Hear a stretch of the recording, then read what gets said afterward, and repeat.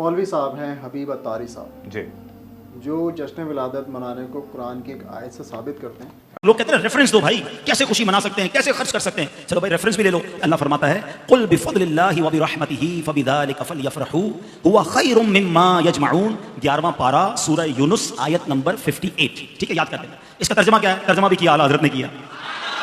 تم فرماؤ اللہ ہی کے فضل اور اسی کی رحمت اور اسی پر چاہیے کہ خوشی کریں، وہ ان کے سب دھن دولت سے بہتر ہے۔ دیکھیں جس قرآن مجید کی تفسیر کا آپ نے حوالہ دیا ہے میرے پاس موجود ہے کنز الایمان کے نام سے، ٹھیک ہے جی، اور اس کا ترجمہ اعلیٰ حضرت امام احمد رضا خان بریلوی صاحب نے خود کیا ہے، اور جو کلپ آپ بتا رہے ہیں میرا خیال ہے اس کے اندر انہی کا نام لیا گیا ہے کہ اعلیٰ حضرت امام احمد رضا خان بریلوی نے اس کا ترجمہ کیا ہے۔ اور اسی طرح اس کی تفسیر بھی کنز الایمان کے اندر ہی موجود ہے جو نعیم الدین مراد آبادی صاحب نے کی ہے۔ یہ میں آپ کو آیت پڑھ کے بھی سنا دیتا ہوں تاکہ آپ کو کنفرم ہو جائے، اور اس کا ترجمہ اور تفسیر بھی میں مختصر آپ کو بتا دیتا ہوں۔ اعوذ باللہ من الشیطان الرجیم، قل بفضل اللہ وبرحمتہ فبذلک فلیفرحوا هو خیر مما یجمعون۔ ترجمہ اعلیٰ حضرت نے کیا ہے، امام احمد رضا خان بریلوی نے ہی۔ تم فرماؤ اللہ ہی کے فضل اور اسی کی رحمت اور اسی پر چاہیے کہ خوشی کریں، وہ ان کے سب دھن دولت سے بہتر ہے۔ اچھا، اب ان کے کہنے کا مقصد یہ ہے جو آپ نے ریفرنس پیش کیا ہے کہ وہ اس آیت کی بنیاد پر جو کہ سورہ یونس آیت نمبر 58 پارہ نمبر 11 میں موجود ہے، ان کا یہ کہنا ہے کہ اس آیت کے تناظر کے اندر آپ خوشیاں منا سکتے ہیں، ایسا ہی کہنا ہے آپ کا؟ ٹھیک ہے، دیکھیے اس کی تفسیر قرآن مجید کی جو انہوں نے کنز الایمان کے اندر ہی موجود ہے، اور اسی کے اندر انہوں نے تفسیر جو کی ہے جناب علی وہ خود لکھتے ہیں۔ حضرت ابن عباس رضی اللہ تعالیٰ عنہ نے کہا کہ اللہ کے فضل سے اسلام اور اس کی رحمت سے مراد قرآن ہے۔ میری بات سمجھ رہے ہیں؟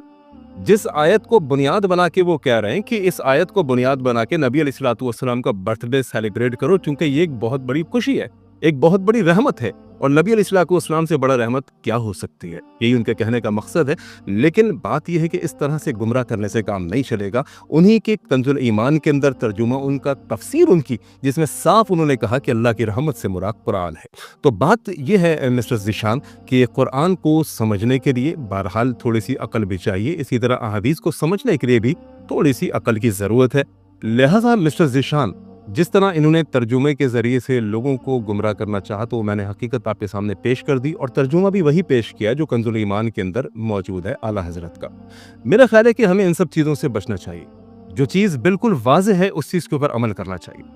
دین کے اندر ذرا سی بھی کمی یہ بھی خطرناک ہو سکتی ہے، اور ذرا سی زیادتی یہ بھی خطرناک ہو سکتی ہے۔ ہم بہت ساری بدعات کے اندر مبتلا ہیں، بہت ساری بدعات ہمارے اندر جا رہی ہیں، ان بدعات سے ہم کو بچنا چاہیے، اور چھوٹی چھوٹی بدعات بعض دفعہ بڑی بڑی گمراہیوں کا سبب بن جاتی ہے۔